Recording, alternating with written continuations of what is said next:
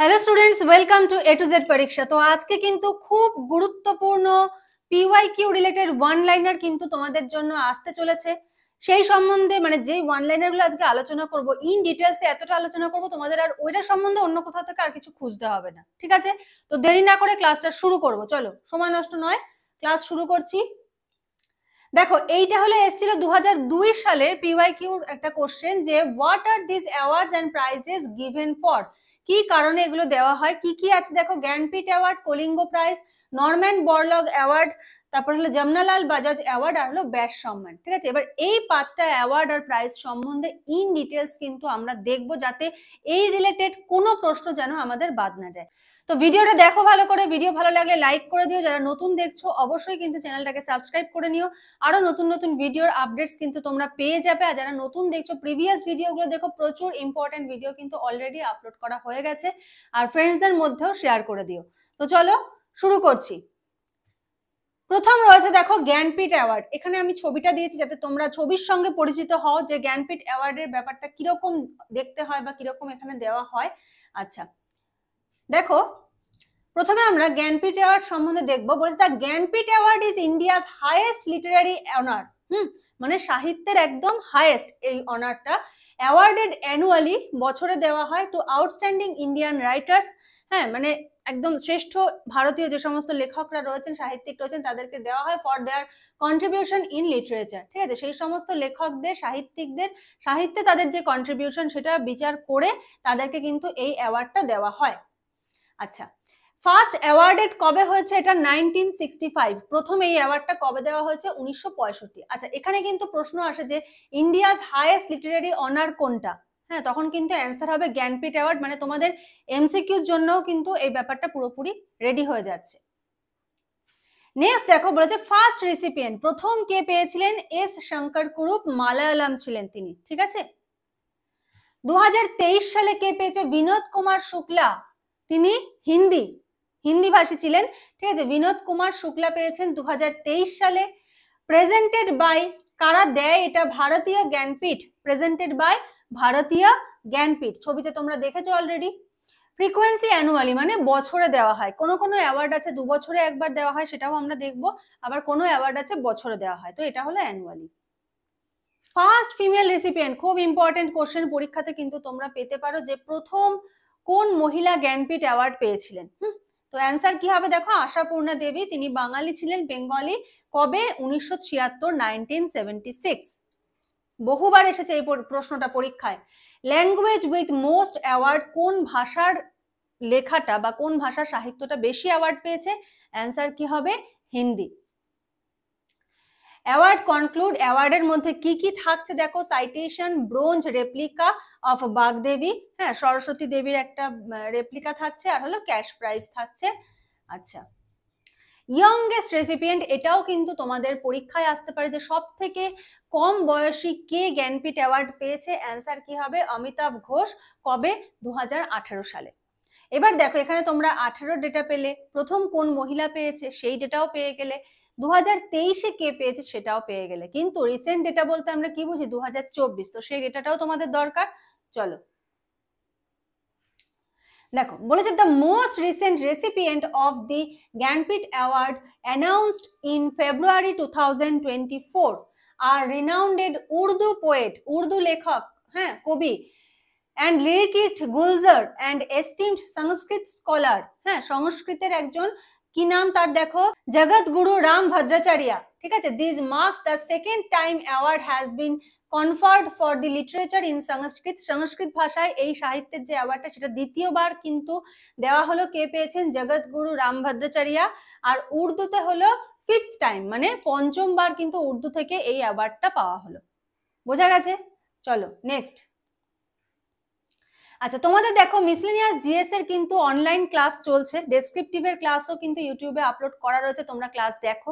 যদি ক্লাস ভালো লাগে তাহলে কিন্তু তোমরা ব্যাচে জয়েন হয়ে যেতে পারো। একদম তৈরি কিন্তু নোটস তোমাদের প্রোভাইড করা হয়। তোমাদের ওই নোট পাওয়ার পর এদিক ওদিক থেকে খুঁজতে হবে না, বা আমি দুটো পয়েন্ট দিয়ে দিলাম, বললাম এই পয়েন্টগুলো দিয়ে এই নোটটা লিখবে, তোমাদেরকে খুঁজে খুঁজে লিখতে হবে না।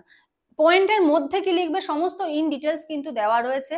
তো তোমরা চাইলে ক্লাস জয়েন করতে পারো। সোমবার এবং বুধবার রাত 8টা থেকে কিন্তু তোমাদের ক্লাস হয়। Live class plus recorded class কিন্তু পেয়ে যাবে। অলরেডি কিন্তু 36টা টপিক, একদম ইম্পর্টেন্ট টপিক, ঠিক আছে, মানে যতটা আশা করা যাচ্ছে মানে তোমরা এখান থেকেই কমন পেয়ে যাবে আর কি। 36টা টপিক কিন্তু তোমাদের কমপ্লিট করানো হয়ে গেছে। আবার এই ক্লাসে আবার কিন্তু 2টো টপিক অ্যাড হবে, অর্থাৎ 38টা টপিক। এক্সাম পর্যন্ত কিন্তু এই ব্যাচটা চলবে, তাহলে বুঝতেই পারছো তোমাদের কতগুলো টপিক কিন্তু কভার করানো হবে। আর যদি কেউ মনে করো যে না ক্লাস করার টাইম নেই, আমার এক্সাম দেওয়ার প্রয়োজন নেই, আমি শুধু নোট নেব, তো শুধু নোটও কিন্তু তোমরা নিতে পারো। অনলি নোটসও কিন্তু তোমাদের জন্য জিএস পেপারে অ্যাভেলেবেল রয়েছে, ঠিক আছে। এছাড়া কিন্তু মান্থলি এক্সাম নেওয়া হয়। এক্সাম দিলে কি নিজেরা বুঝতে পারবে যে সময়ের মধ্যে তুমি কতটুকু লিখতে পারছো, কতটা তোমার লেখা ইমপ্রুভ করতে হবে, ঠিক আছে। অলরেডি 2টো এক্সাম নেওয়া হয়ে গেছে। যদি আজকেই ক্লাসে জয়েন করো, আজকেই কিন্তু এই 36টা টপিকের নোটস পেয়ে যাবে।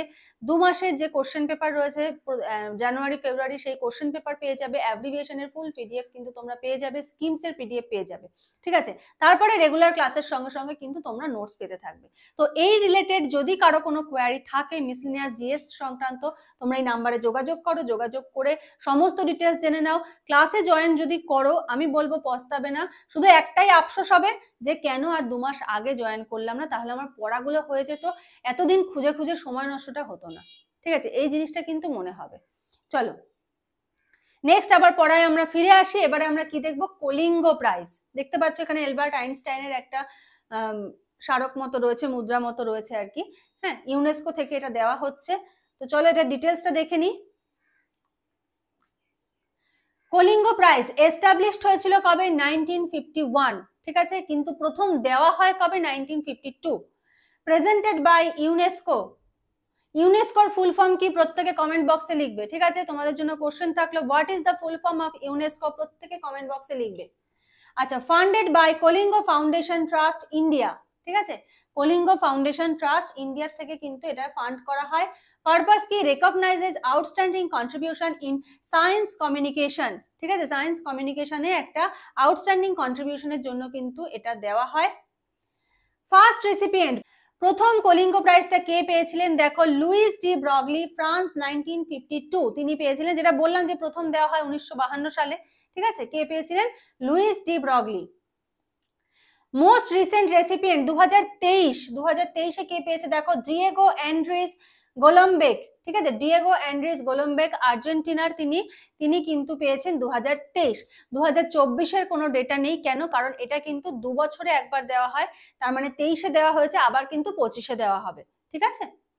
আচ্ছা, ইন্ডিয়ান রেসিপিয়েন্টের মধ্যে কে কে আছেন, দেখো জগজিৎ সিং 1963, ইয়াশপাল 1976, নরেন্দর কে সেহগাল 1991, রঘুনাথ অনন্ত মাশিলকার 1998।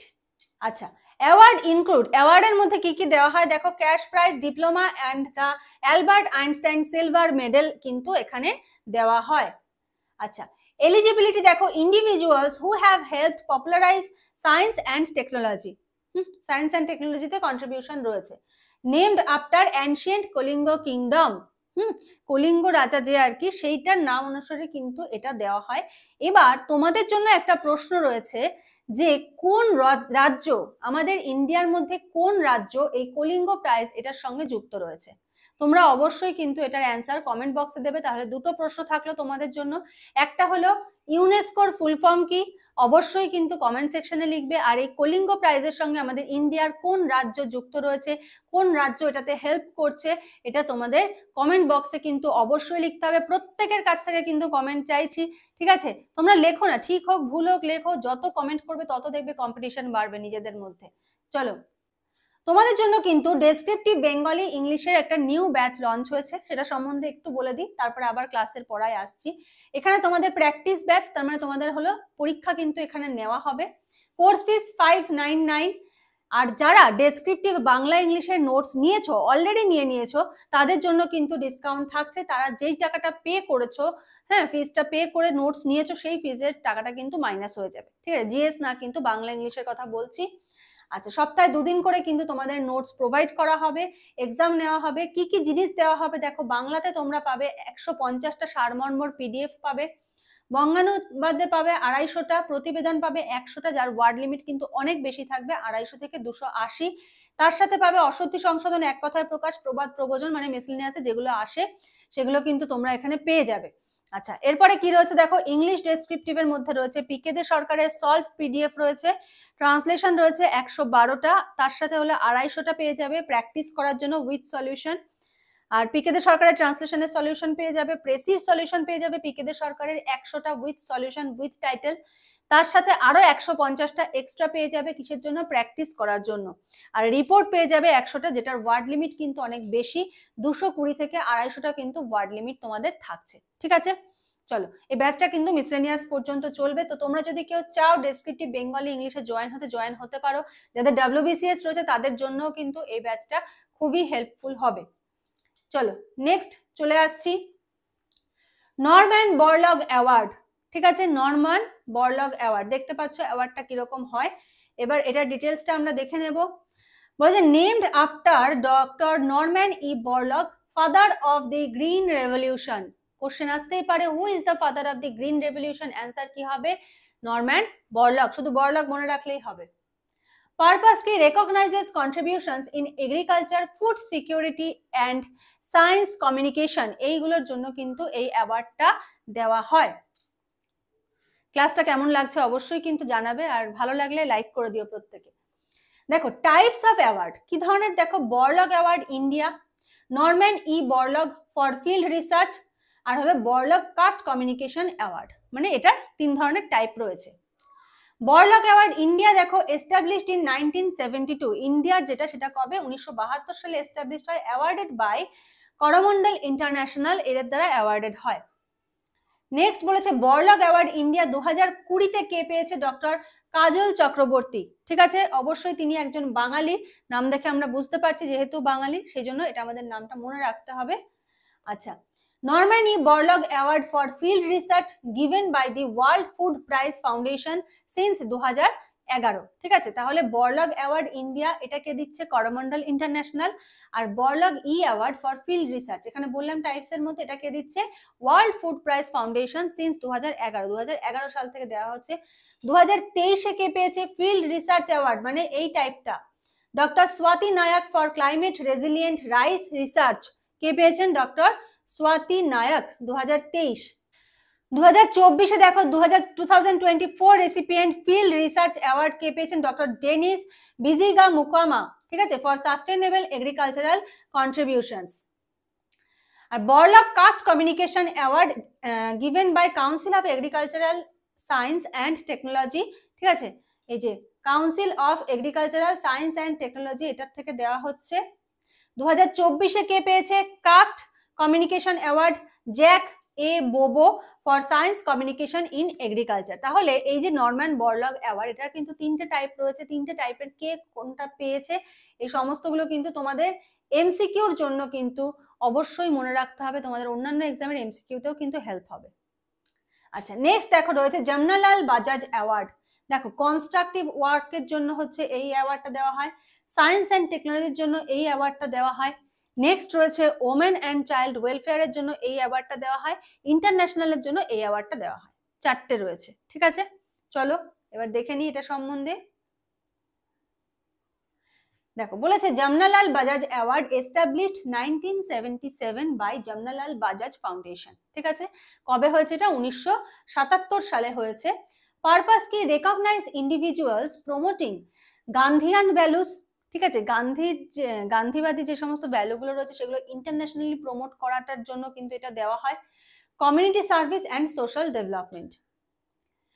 আচ্ছা, development of welfare of women and children, international award for promoting Gandhian values outside India, যেটা বললাম ইন্ডিয়ার বাইরে গান্ধিয়ান ভ্যালুটাকে প্রমোট করা, এই জন্য এই অ্যাওয়ার্ডটা দেওয়া হয়। প্রাইজেস কম্পোনেন্ট দেখো, citation trophy and cash prize 20 lakhs, increase from 10 lakhs in 2023, মানে আগে 10 লাখ ছিল, এখন সেটা বেড়ে 20 lakhs হয়ে গেছে। 2024-এ কে কে পেয়েছে? দেখো কনস্ট্রাকটিভ ওয়ার্কের জন্য কে পেয়েছে? গিরিজা নন্দন, তিনি কোথাকার? ঝাড়খণ্ডের। ঠিক আছে, ঝাড়খণ্ডের গিরিজা নন্দন কি পেয়েছেন? কনস্ট্রাকটিভ ওয়ার্কের জন্য পেয়েছেন Jamnalal Bajaj award. Science and technology for rural ডেভেলপমেন্টের জন্য কে পেয়েছে? দেখো রশ্মি ভারতী, তিনি কোথাকার? উত্তরাখণ্ডের রশ্মি ভারতী। নেক্সট দেখো welfare of women and children, doctor Tulsi Munda, ওড়িশার তিনি। হ্যাঁ, তিনি পেয়েছেন কি? Welfare of women and children, তিনি পেয়েছেন Jamnalal Bajaj award. International award কে পেয়েছে দেখো, রেভারেন্ড এরিক কুমেডিসা, তিনি কি ডেমোক্রেটিক রিপাবলিক অফ কঙ্গো, ঠিক আছে, রেভারেন্ড এরিক কুমেডিসা তিনি হলো এটা পেয়েছেন। প্রেজেন্টেশন ডেট দেখো, অ্যানুয়ালি অন নভেম্বর 4, নভেম্বরের 4 তারিখে কিন্তু এটা দেওয়া হয় প্রত্যেক বছর, কমমেমোরেটিং Jamnalal Bajaj birth anniversary. Next দেখো, ফার্স্ট কবে দেওয়া হয়েছে, এটা 1978, মানে এস্টাবলিশড হচ্ছে 77 এবং দেওয়া হয়েছে কবে, 1978 সালে। ইন্টারন্যাশনাল অ্যাওয়ার্ড ইনিশিয়েশন ইন্টারন্যাশনালি কবে দেওয়া হয়, 1988 থেকে অন জামনালাল বাজাজ বার্থ সেন্টারি, হ্যাঁ, জন্ম শতবার্ষিকীতে এটা ইন্টারন্যাশনালিও দেওয়া হয়। Special recognition, Nelson Mandela received a special award in 1990, এটা কিন্তু মনে রাখবে, খুব important. Foundation headquarter Mumbai, India. আচ্ছা, তারপরে হচ্ছে ব্যাস সম্মান। ব্যাস সম্মানে দেখো কি বলা হয়েছে, established 1991 by K K Birla foundation, কবে হয়েছে, 1991, 1991 সালে হয়েছে। কার দ্বারা হয়েছে, কে কে বিড়লা ফাউন্ডেশনের দ্বারা কিন্তু হয়েছে। পারপাস দেখো, honours outstanding Hindi literary work by Indian author, Hindi ভাষায় বা সাহিত্যের জন্য দেওয়া হয়। এলিজিবিলিটি দেখো, book published in last 10 years, last 10 বছরে যে বইগুলো পাবলিশড হয়েছে তার উপর ডিপেন্ড করে কিন্তু এটার এলিজিবিলিটিটাকে সেট করা হয়। Prize component 4 lakh cash award citation and plaque. 2024 recipient দেখো, सूर्याबाला फॉर हार नोवेल कौन देश को वासी বেনু কি ডায়েরি, এটার জন্য কে পেয়েছে, 2024 সালে কে পেয়েছে, সূর্যবালা, ঠিক আছে, সূর্যবালা কি পেয়েছে, কোন নোভেলের জন্য, কোন দেশ কো ভাসি বেনু কি ডায়েরি। এটা কিন্তু ইম্পর্টেন্ট, যে এই বইটা কে লিখেছে এরকম প্রশ্ন তোমাদের দিয়ে দেয় মিসলেনিয়াসে। 2023 কে পেয়েছে দেখো, পুষ্পা ভারতী পেয়েছে ফর হার মেমোরি, এটা বানানটা স্পেলিংটা ঠিক করে নেবে একটু, ইয়াদে ইয়াদে অর ইয়াদে, ঠিক আছে, এই লেখাটার জন্য, এই বইটার জন্য তিনি কি পেয়েছেন, কে পেয়েছেন, পুষ্পা ভারতী। অ্যাডমিনিস্ট্রেটেড বাই দেখো কে কে বিড়লা ফাউন্ডেশন, কে দেয়, কে কে বিড়লা ফাউন্ডেশন, এখানে তো আমরা দেখলামই এটা। ফোকাস দেখো, প্রমোটিং হিন্দি লিটারেচার, হিন্দি সাহিত্যকে আরো বেশি প্রমোট করা, এটা অ্যানুয়ালি দেওয়া হয়, ঠিক আছে। তো সবগুলো অ্যাওয়ার্ড কিন্তু আমরা দেখে নিলাম। যারা প্রথমে দেখোনি তাদের আবারও বলে দিচ্ছি, পিএসসি মিসলেনিয়াসের কিন্তু জিএস, ডেসক্রিপটিভ জিএস এর কিন্তু অনলাইন ব্যাচ চলছে। তোমরা এখানে ডেসক্রিপটিভ জিএস এর সমস্ত নোটস প্লাস স্কিম, অ্যাব্রিভিয়েশন এগুলো সমস্ত পেয়ে যাবে। আর মাসে মাসে তোমরা পরীক্ষা দিতে পারবে। যদি ইন ডিটেলস এই সম্বন্ধে তোমাদের জানার থাকে, তোমরা এই নাম্বারে যোগাযোগ করো, যোগাযোগ করে সমস্ত ডিটেলস জেনে নাও। যদি কারো মনে হয় আমার পরীক্ষা দেওয়ার প্রয়োজন নেই, আমার ক্লাস করার প্রয়োজন নেই, আমার শুধু নোটস পেলেই হবে, তাদের জন্য শুধু অনলি নোটসও কিন্তু অ্যাভেলেবেল রয়েছে, ঠিক আছে। আচ্ছা, আর নতুন যে ব্যাচটা লঞ্চ হয়েছে সেটা হলো ডেসক্রিপটিভ বেঙ্গলি ইংলিশের ব্যাচ। তোমরা এখানে দেখতে পাচ্ছ, এখানে প্র্যাকটিস ব্যাচ রয়েছে, হ্যাঁ। কোর্স ফিস যারা ডেসক্রিপটিভ বেঙ্গলি ইংলিশ নিয়েছো তাদের কিন্তু ওই যেটুকু নিয়েছো সেই ফিসটা মাইনাস হয়ে যাবে। একটু ডিটেলস তোমরা কল করে হোক, হোয়াটসঅ্যাপ করে হোক জেনে নাও। বাংলাতে তোমরা এই জিনিসগুলো পেয়ে যাবে এবং ইংলিশে কিন্তু এগুলো পেয়ে যাবে, তার সাথে পিকে দে সরকারের সলিউশন, সব থেকে ইম্পর্টেন্ট যেটা সেটা কিন্তু পেয়ে যাবে। তো আশা করি সমস্ত কিছু তোমরা বুঝতে পেরেছো। তো যদি কারো কোনো ডাউটস থাকে বা কোন টপিকের উপর তোমাদের ওয়ান লাইনার দিলে হেল্প হয় সেটা কিন্তু কমেন্ট করে জানিও। আজকের মতো এখানে শেষ করছি, নেক্সট ক্লাসে আবার দেখা হবে, কথা হবে। আজকের মতো এইটুকুই, থ্যাংক ইউ।